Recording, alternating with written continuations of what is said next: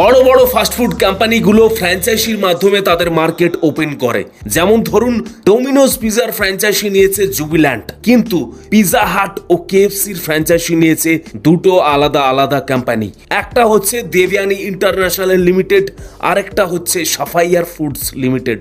দেখুন, পিজা হাট এবং কেএফসি দুটোই টপ অফ কোম্পানি, তাও এখানে একটা বিশাল বড় সমস্যা আছে।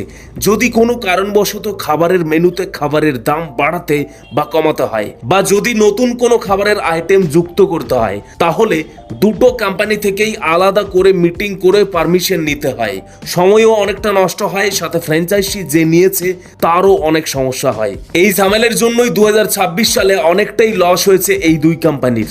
দেবযানীর প্রায় 24 কোটি টাকার লস এবং সাফাইয়ারের প্রায় 13 কোটি টাকার লস হয়েছে। এই লস হওয়ার পরে দেবযানী এবং সাফাইয়ার একসাথে হয়ে যায়, যুক্ত হয়ে যায় দুটো কোম্পানি।